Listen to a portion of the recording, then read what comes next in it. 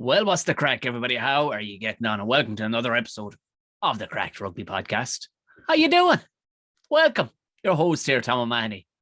Oh, what a lovely time we're living in. Loads and loads of rugby. Welcome. Thank you very much to everybody who's gotten in contact so far. Nice. Lovely to see it. This, of course, if you're joining for the very first time, is a light-hearted take. A bit of a lighter view to rugby. You know, a lot of them are very, very journalistically and correct. I may be wrong on several occasions. I try to stay as unbiased as I can. But, you know, it may or may not happen, you know. And you can't get to see all of the rugby, but I definitely will watch the rugby that I can actually support or whatnot. So I may end up talking a bit more than, but sure, who doesn't? Who doesn't? We'll rattle around as much as we possibly can, the big stuff over the weekend. I mean, there's things like Mullet Watch, you know what I mean? That kept an eye out for some serious mullets this weekend. I couldn't actually. There's a few getting there, but hardly worth noting. We do, of course, have a Clatter of the week. There was a couple of tasty ones. Honorable mention to, I think it was between Claremont and Racing, possibly. And it was an accidental hookery nut crunch, as they call it. Somebody was just getting swung around in a tackle. He ran into his own player with his head and cracked a guy right in the nuts. Just funny to watch, which it's always funny to watch, but you're all very welcome. If you want to know any more about me, you wonder what the hell is this fella doing? For the longest run, I've had a podcast called Buckshot, which we're now up on 201 episodes coming out this Friday. We took a brief break between 200 and 201 for the first time in 4 years. And of course, I'm with the Tom and Jerry show, which of course me is Tom and Jerry is Jerry McBride of Waterford Whispers. And we have a show where we basically deep dive into subjects that really interest us, from the possible beatification of Dolly Parton to, you know, death row last meals and stuff, where we do a deep dive from a hilarious point of view into subjects that just interest us. So if you want to have a look, I'll put my link tree down in the show notes and have a gander on through. There is, of course, an option of the Patreon, which helps support the podcast. I will be eventually putting these videos and interviews behind the paywall, but for now it's all free. But if you do want to get on board, there is a load of ad-free content over on the Patreon page, as well as videos from loads and loads of interviews that I've done over on Buckshot, as well as that I will be having a live chat with the Patreons on Sunday night. So there you go. That's the crack. Welcome, everybody. This is the Wednesday, the 6th of October, 2021, and we've just had round 2 of the URC. The Rugby Championship down south has wrapped up. I was to have a guest yesterday, but just before the day got away from me. The day got away from me with other recordings and stuff like that, and comedy gigs and stuff. I just couldn't link it up. Just couldn't link up. Sometimes that happens. So it'll be just me today. We delighted to have the last 2 guests on, but I'm going to put up a bunch more of the rugby interviews from the likes of Dennis Leamy. Oh, Dennis, actually, congratulations. He just got moved from, I think, the under 20s, I think, to the Leinster skills coach. I think he's become the senior squad skills coach. So good friend of the podcast, friend of mine from back in the day, and a Munster man. Would you believe it? So there's a rake of rugby ones. I'm going to throw them up here, so that'll be all in one spot on the audio files of those. So it'll be all in one spot. But if you want to go see the videos of, maybe I probably don't have videos of the old ones, but there's a good few videos of rugby player ones that are up on the Patreon page. But I'll chuck them up here just to keep it, you know, dot them out throughout the next 2 weeks or so. Just dot a few of them throughout. There's a good dozen of them at the very least that I think you'll enjoy. Anyway, let's move on into today's URC from the weekend. Let's move on into today's chat. Up first was this evening is, of course, Leinster played the Dragons. Now, anybody listened last week was said, and I can't be blamed, in all fairness, I think, for reckoning that Leinster were you would have assumed that Leinster were going to absolutely wipe the floor with Dragons as is standard, but they fucking didn't. They didn't. It was, hats off to the Dragons. Dragons gave it to them all right, but it was a sturgid enough affair, in all fairness, to finish up 7-6 to Leinster. But Jesus Christ, your man Max Deegan, he stood up. Man, he's huge, isn't he? He is massive. But I mean, the Dragons did themselves no favors, but it's fairness. When you see they went down to 13 minutes one stage, and you're thinking, okay, it's curtains. It has to be curtains for them. No, in fairness, they stuck in there and they should be very happy with it. At the same time, I think Leinster, but like they weren't completely sure, and they didn't put out the lads who just made their communion. There was a couple of internationals in there too, so. But then it is only the second round, and I'll get onto it with the likes of Munster and stuff. And even the other two provinces who essentially, flattered to the sea, possibly at the minute. I know people are going to be raging at me for saying that, but the reality is that it is just a second round. They still got to fucking win. So hats off to them. It was good to see the likes of Dan Levy back. I don't know where they're going to crowbar him in because he's an out and out 7. I mean, the man would put his face where you wouldn't put somebody else's leg. But it's good to see him back. But at the same time, Josh van der Fleer is absolutely flying it. And you won't be shifting him at this stage. Like, he is like a man reborn. Like I said, must be in the salt baths or something. Class. But you would have expected, it wasn't that bad of a day either at Rodney Parade. It looked all right. There's been rougher days there. It was raining a bit, I think, but not too bad. But yeah, 7-6. Wouldn't read too much into it. When they start hitting their straps, they'll be all right. But in fairness, as you'd hear a lot of people saying, Leinster have a lot of money in the bank. I should say credit in the bank. Well, they have money in the bank. Totally have money in the bank. Are you joking me? Do you know my father does? They do. They've plenty of credit in the bank in that sense because they tend to come good. And they've won trophies in recent times. Like, so you can say their heads aren't on chopping blocks. They're not really under a ton of pressure because they're like, oh, relax. We're good. We've been good for ages and we'll still be good even when we're kind of playing shite and just about clipping Dragons, 7-6. It'll be all right. We'll be okay. And they're right. People are right to think that way. I would say probably the big pressure ones this weekend, even though all four provinces came away with wins. 3, I think, got, let me see, was it 3 of them got bonus points? Yeah, 3 of them got bonus points. So, not to be sniffed at the same time. So the competition is kind of still going the fucking way it was always going. I know the South Africans have been introduced and stuff, and they're hoping that they'll come right. But a lot of people are saying, oh, when their Springboks come back. But the reality is, a lot of our Springboks are already playing for other teams. You know what I mean? So in the competition or in France or somewhere else. And not an awful lot of them will be coming back to these clubs. But there will be an improvement and they probably will get into it a small bit. Probably the game of the weekend was, I should have really left it to the end. The game of the weekend really was Connacht versus the Bulls. Also because it was set up in such a way because, coach Jake White was kind of going, yeah, well, it's where Dublin players go and they can't get a contract anywhere else. They go to Connacht. It's the province that wants to be like all the other provinces. There was fucking uproar over it. But at the same time, he wasn't a million miles off the mark. It's kind of always been that way, unfortunately, because Connacht they've less moolah when it comes to it. So I know you're not supposed to say it. That's the thing about the flat South Africans. They will say, I'm just telling the truth. Because, they're originally derived from Dutch people who are very, very plain and flat and in your face when it comes to these things. They won't dress it up in any which way. He's kind of right. But he got his trousers pulled down as a result of it because the game finished up 34-7. And they open, I think the Bulls opened up and I went, oh, Jesus Christ, because they got nipped last week.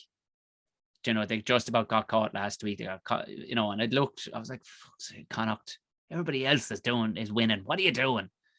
But in fairness, they got back on track. And it looked, when the Bulls opened up at their first one, it was a good try. It was like, oh, shit. But, like I said last week about the Western rain, when it starts coming in sideways, ooh, Nelly, you better be ready to do it. But then all of a sudden, slick hands, very nice hands. And in fairness, that's where Connacht need to get back to. You can train that. You can train really good hands. you know, like they had when they won the what was it, the Pro 12 at the time. Their hands were impeccable. They were so fit. So, I mean, you don't need Quade Cooper-esque stuff. You just need to bring your ball to the toilet with you, bring it to mass, to bed, to wherever, bring it to your wedding with you. Bring the ball everywhere. It's schoolboy stuff, but your hands get seriously familiar with it. You know, you're just bouncing off a wall, bouncing off whatever. The catch pass thing. Simple. It's simple, but you look how Japan do it. It's nothing too flashy, just at 100 miles an hour, they're able to pass confidently at full tilt. And once you can kind of master that, you don't really need the big, massive profile players. And you can just literally pass out of tackles and just get your hands free, get the ball gone faster than they can get to you and tackle. It's simple as that. You know, of course, it's always nice when you have a couple of game breakers, you know, people who can just do weird things with their hips, like the likes of Damien Delande, who's just weird. He doesn't look like he's traveling, even though he's a big 16-stone man. Like, you're kind of going, is he going faster? But then you see other people trying to catch him. He just looks so relaxed. That's a freak of nature. But you don't really need that if you've got quality hands. And that drive, Tiernan O'Halloran's try, he's a fella I always not feel sorry for, but, you know, he's kind of another unsung hero who, yes, not to be felt sorry for. He's a fully professional in a, you know, pro rugby player in a class city, in a team that wins a large proportion of their games, but just, you know, relevant to the other provinces. He's probably a guy who didn't get a fair shake of the stick when it comes to it. But then, you know, who you up against, you know, fucking Hugo there, like he ain't going anywhere for a while. That young fella's just getting better and better and better. And then now you've Simon Zebo back, and you've Mike Haley playing out of their skin. So, as a fella says, he may do well with it. Tom Daly, the two Toms in the centre. I love it. They look in both class. You know what I mean? Is it it's not Tom Collins, Tom Daly and Jesus, people are shouting at me now. I cannot remember his name. The two Toms, both looking absolutely class in the centre, and really, I think, should be looked at for Ireland. You know, they're two quality bits of stuff. I mean, if they could play together for a long time, because sometimes the sum of the parts when it comes to centre pairing, you know, that's probably why, to be honest, and I hate saying it, but Bundy Aki going to the Lions, yeah, he's a brick of a man. He's a really good centre. But you could argue that Gary Ringrose is a better centre. But the truth be told, it's that Robbie Henshaw was always going to start. And they possibly saw, you know, a bullock of a man who has played a lot of his earlier career together with Robbie Henshaw. So sometimes the sum of parts can be better than the individual players. So those two lads, keep an eye on them. I like the way they operate at 12 or 13. Do you know what I mean? And can't go anywhere without, Jesus Christ, to catch a ball in Galway full stop in the Pistons array is unreal. But to catch it at full tilt over your, you know, out of the air at full tilt and not break stride and run 60 meters around about 10 players up and down the pitch, running around them like a pinball and score a try. Jesus Christ, where was this lad found? Mac Hansen, cool name too, Mac. What's your name? Mac. Yes, again, Mac Hansen. I thought we were saying Matt incorrectly. I was saying Matt Hansen. Matt Hansen just, yeah, he does sound like he'd be an Australian rugby player or maybe a cartoonist or something. But Mac is a cool name. He's, yeah, Australian guy. Apparently they found him out of the Brumbies. His mother's from Cork, I think. So he's Irish qualified anyway. And he hasn't played for the senior team. I think he played under 20s or something like that for Australia. So, you know, and if he can back that up, I mean, that's not a freak occurrence. That's a freak athlete that can pull that off. That's, you know, like Andrew Conway's showreel will forever have that one against Toulouse where he caught the ball over his head on a lovely dry day in Thomond, a pitch you know as well. But he caught the ball over his head in the 70 whatever minute and got him through to the semi-final as a result by, you know, pegging it around 10 players who were all knackered. But like, to do that in the rain, it doesn't, like, even to catch it at full tilt and not break stride, class. It was a class try, and it looked one for the ages. Great show. Pity wasn't actually, I mean, I love Galway, but at the same time, pity wasn't a better scene with more cameras, you know what I mean, to catch every bit of that. You know, the shit hot cameras like they'd have in Twickenham or the Aviva or whatever, just to catch every bit of that. You know, they run alongside him. But brilliant game. And and Leinster or Ulster, I should say, back, of course, winning ways. They put, I mean, we kind of knew it was going to happen anyway. We kind of knew, but they closed out Zebra. It was a fucking hiding. You know what I mean? A lot of youngsters in that squad that I like. You know, you've that chap McElroy, calm as can be, no crack out of that lad. He scores a try. That's just it. Grand scored it. You know, like there's maybe it's just wants to keep the head down because he's young or whatever. But you know, you can celebrate. You can celebrate a little bit. Like I scored 2 tries, but my delight was Craig Gilroy, who he's just one of those cool fellas who's just he'd gone through his career, got a couple of Ireland caps and whatnot. And he's still pulling off moves. 2 unbelievable assists for Addison's try. Oh, beautiful. And then cleaned up the other one then for what was his name? Hume's try. Just a flick. Oh, have a look at the highlights on that one. And it just showed, like, it just goes to show a fellow who's so relaxed in the game now is probably enjoying his rugby. Just here you go. Will Addison again running like he's not running. His face just calm as if a fellow was just listening to some music, yet his legs are doing 100 miles an hour. Love it. Brilliant. Like, I'll tell you one thing, Ulster, the only thing that'll break Ulster will be Ulster. If they don't have their own confidence in themselves, that'll be the only thing that does them in. Loved it. I mean, Timothy, Jesus, he was a sevens player. He was playing 7 the other night. He can play 6, 7, and 8.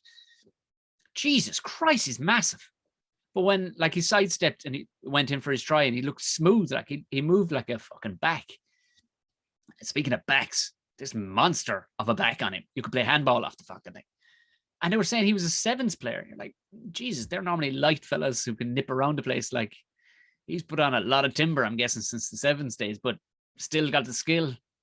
You know, I mean, I know they're going to flog the life out of Vermeulen, but at the same time, I think maybe run, you know, I don't know who's going to elbow out of the way, but I think that was the reason for moving Timothy over to 7, because they want to keep him on the field. You know, because Vermeulen is going to take the 8 jersey, like, for at least 60, 70 minutes a game. Or maybe they'll just run the wheels off him. And it'll be great to see it. But he's coming into a winning way. Still don't like that yellow jersey. I'm sorry. There's been a few fuck-ups with the jersey. I didn't like Leinster's one either the other night. And I'm not a big fan of the Munster one. It's, look, it goes through it. You just have combos, I guess. But I'm not a fan of the jerseys this year. Just saying.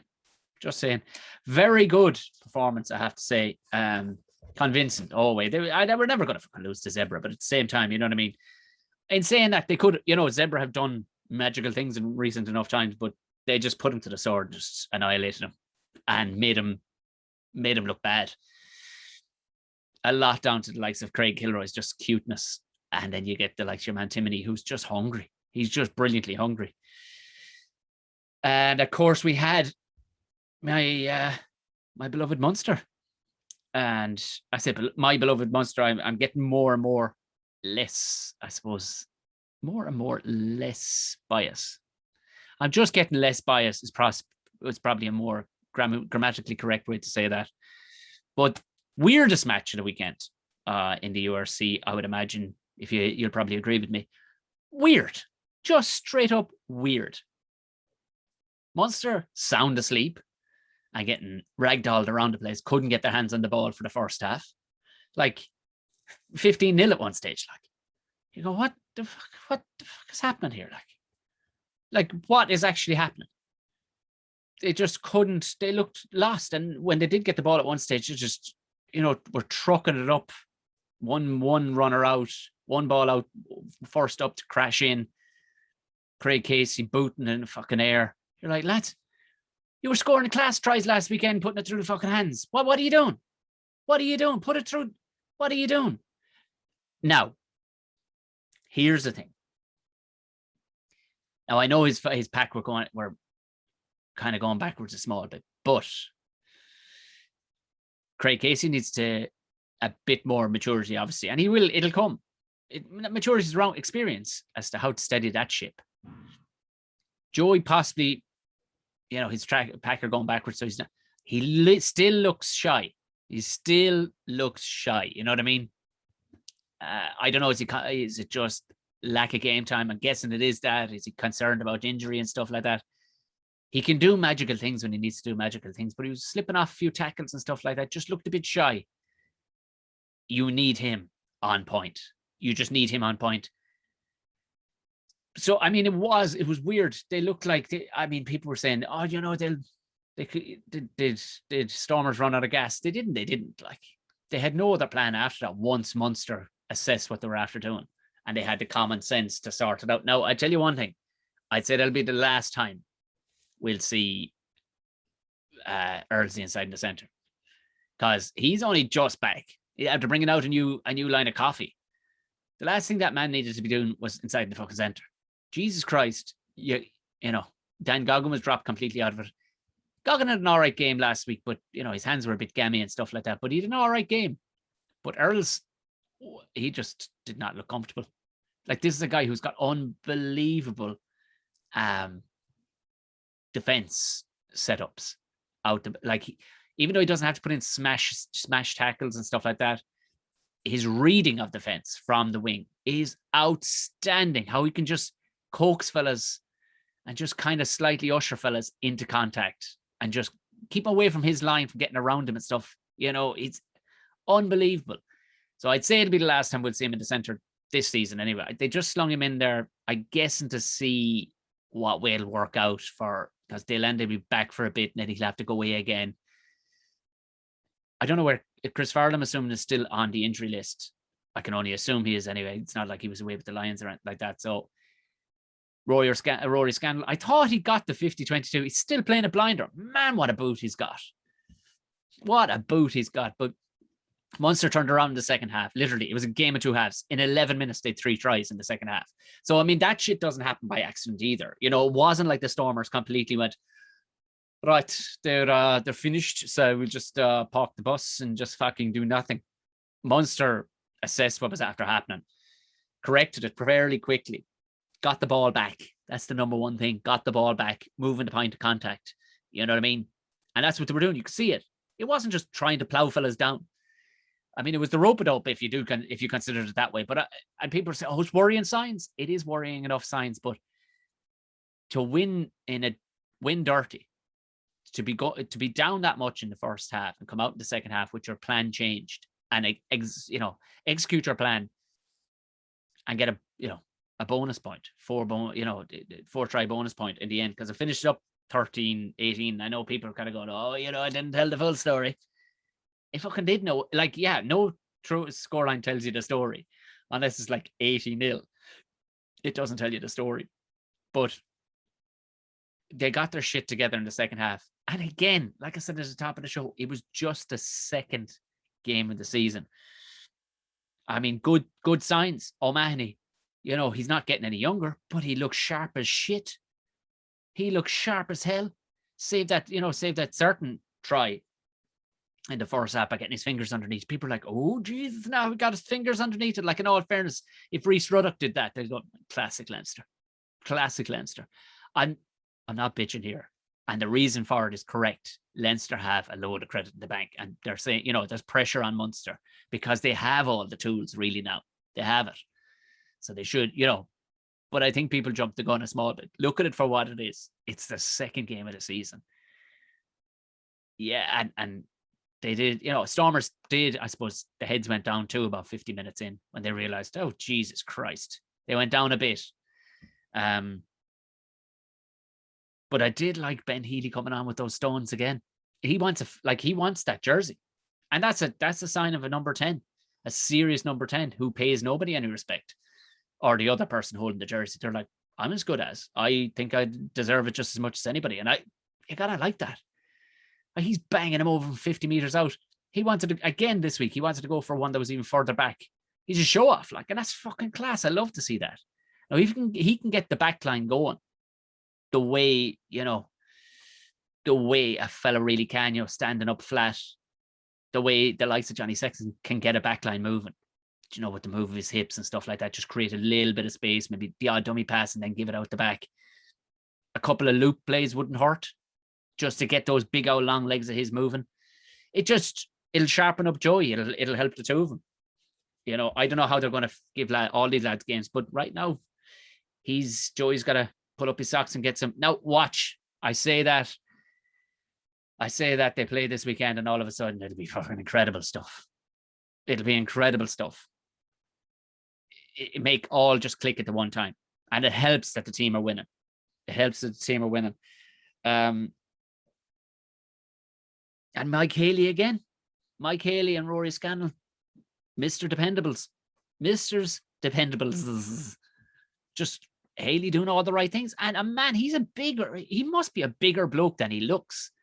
He always seems to get that extra meter, like in the tackles. You can't ask for, and he's, doesn't drop the ball. He was doing some silly shit the first time he came, because he was just, I suppose he was probably just trying to put his name on the jersey, but now, you know what I mean? He knows that Old Zeebs is breathing down his fucking neck for that number 15 jersey. And, they probably both have sites in Ireland, because I think Haley can qualify, I think, through, can he? I think he can, actually. Has he? I think Haley's gotten a cap. Has he? He has, I think. He's gotten a cap. So it's nice to see it. It's bubbling along nicely. Zebo came on. There was nothing really for him to do at that stage. It was all going to be forward orientated. The likes of Gavin Coons again. Jesus Christ, he is essential. He has to, but he's young, you see. That's the great thing. He won't get too many injuries, being that size. His first cousins, in case you didn't know, this is genetics for you. His first cousins are those two lads from West Cork that were rowing in the Olympics. Do you know what I mean? Genetics, freaks. And he's class. Keenan Knox, they need him.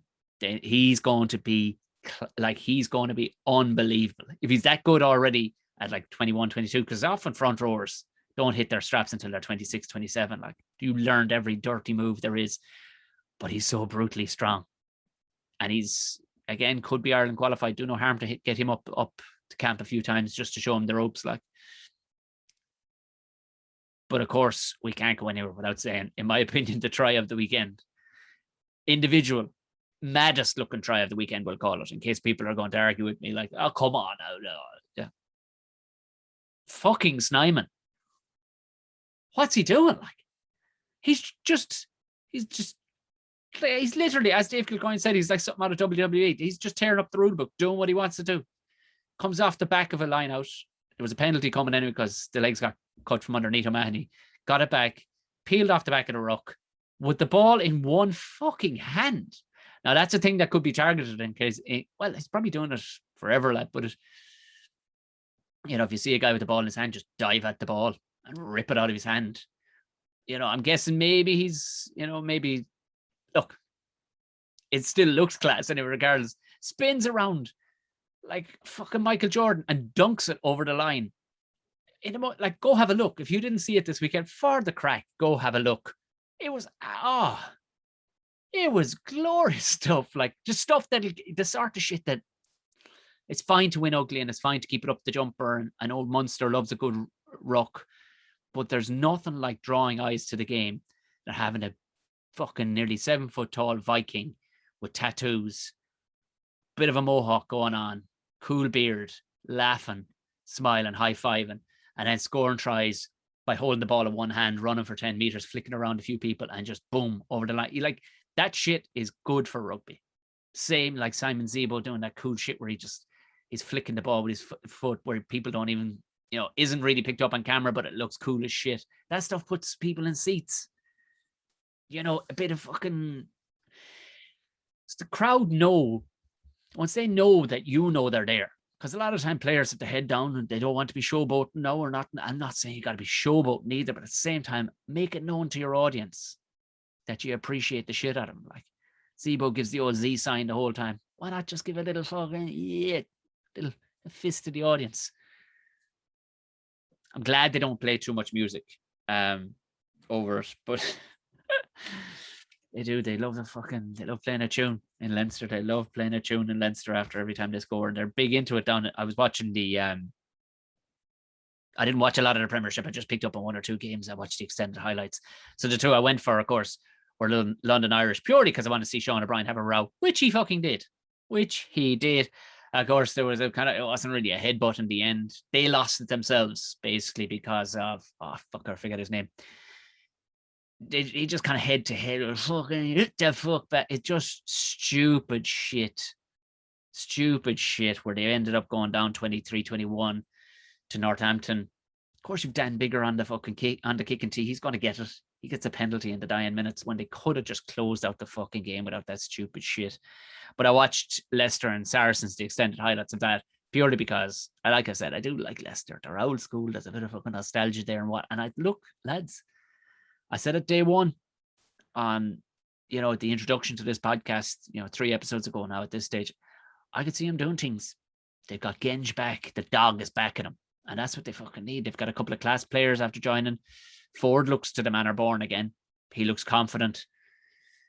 And I don't know what Saracens were playing at. It was going to be all them. The game was theirs to win. And it looked like Saracens were away in a hack. Especially the first half, and it was that Saracens. It was their half. Even up until the 60th, 70th minute, it was looking like Saracens had it in the bag. Now, it wasn't an absolute humdinger of a game score-wise, but there was fucking dog in that. A lot of them fellas know each other well through the English squad. It was nice to see it. Fucking nice bit of niggle going on. But stupid shit then at the end. They took Farrell off. The fuck they took him off for, I'll never know. But they took him off, and right towards the end, it was, I suppose maybe it was a slap in the wrist. I don't know who did it, but they were 70-odd minutes in, and had a fucking penalty reversed. We're winning and had a penalty reversed because upon winning the penalty, somebody shoved one of the other players in kind of, you bet, and of course the ref just went, nah, that's a pure sickener. I'm reversing that. And Leicester went on to win 13-12. So, Saracens, if you were a coach there now in those 2 games, you'd be imagine it. Can you imagine it? Stupid shit that could be totally unavoidable or totally avoidable. And your fucking player does that. You, Jesus Christ, you bust all around you inside the dressing room. And rightly so. I didn't catch any of the rest of the games. It was just, life and whatnot. But I watched the extended. I watched the South African New Zealand match. Dinger. New Zealand South Africa doing things. You would Dale and this try. The out the back. Brad Barrett or fucking what's his name? Bowden Barrett's break. Some dirt stuff you just don't see from South Africa. And I wouldn't mind Rassie Erasmus is in his jocks. They cut back to him. He was at home. I don't know. Is he banned from the match or what the crack is? I didn't pick up on what the reason for. I just saw images on Twitter. He's in his jocks, allowing the live stream camera to be in his house, and he's there in the togs. It's all right, lad. The mouse could pop out of the house at any second. There, just be wide. I'd put on trousers myself if I was on national television, during my national team, who employs me. I'd put on trousers. I'm just saying, I probably would. But he didn't. I fucking love that. I fucking love that he didn't. But South Africa went on to win. They didn't win the championship overall, but they've moved back into first place. They won in the dying. Yeah, Yankees saved them. So it went up 31-29, which, to be fair, it was nail biting towards the very end. Ma Pimpy, what a name! I love that, Ma Pimpy. His try in the end, but it was But you know what? It's mad in South Africa. They're either beautiful people, players, really good-looking people, the lads playing for the Springboks, or they're absolute rhinoceroses, rhinoceri. Do you know what I mean? They're either straight, ringing the bells with a hunched back, or they're walking down the catwalk in Paris. There's such a contrast. There's no halfway marks with these lads. They're just absolutely fucking barbarian phase savages, or, you know, they're fucking dating Selena Gomez. Like, it's an interesting one, but they ended up winning. The clatter of the match was in that. I'll come back to it in a minute before we wrap up. But of course, Australia, I think it's their best run in a while in the championship. They look class. Argentina made a last out burst towards the end, but it finished up, I think it was 32-17. That Kellaway lad is something else. You know, I know he was on the end of these tries, but he's still got a bit of fucking work to do. Like, but big Foxy heading him. Shout out to the Foxy lad. Clearly, with a name like Kellaway and a big ginger heading him, he is not long gone from the fucking Emerald Isle. There's somebody there belonging to him. But yeah, I could do without the fucking try. Like, I just hate try music. I hate it, and it's some dose, I'd say, if you were in the state, and every time a try gets scored, they play the main then and that.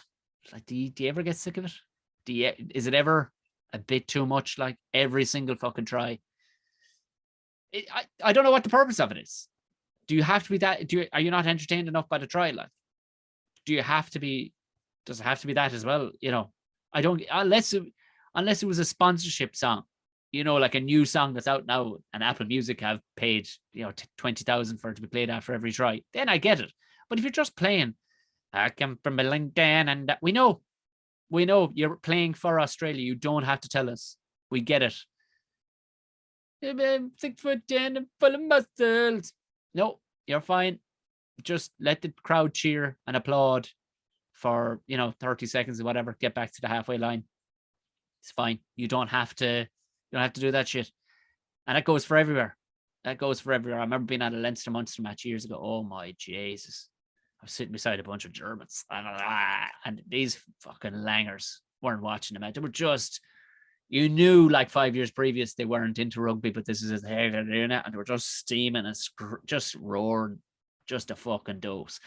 And I remember there was like cheerleaders. They'd lost a fucking run of themselves. Leinster had cheerleaders. They had fireworks after tries and music playing. And it was everything that an old cranky old bastard like me doesn't like in rugby. But thankfully, I think it's died down a bit. I think it's gone with the fucking, gone to the hills. Can you imagine having to tackle your man Karevi in the centre? Can you imagine it, like? Huh? Man Quaid Cooper gives the 2-pump pass. That's what they call that. Like, gives a pump once, makes him jingle a little bit, makes your man swing back in, and then on the second pump gives it out to Karevi. So your man just sailed in over. Sure, I'd say if there was a fucking cow in his way, he would have kicked that thing out of the way too. Like, he just legs. Oh no, thanks. No, thank you very much. And my clatter of the weekend was on Damien McKenzie in the dying minutes when, I don't know. I didn't see it. I didn't think it was a penalty. It was Franz Steyn absolutely melted. Now there's a bit of a size difference there, all right, but it's there. I go have a gander at it. It was in the dying minutes. I don't think, you know, it thankfully, South Africa ended up winning anyway, because it would have been absolutely, you know, criminal had they not won. Because I don't think it was a penalty.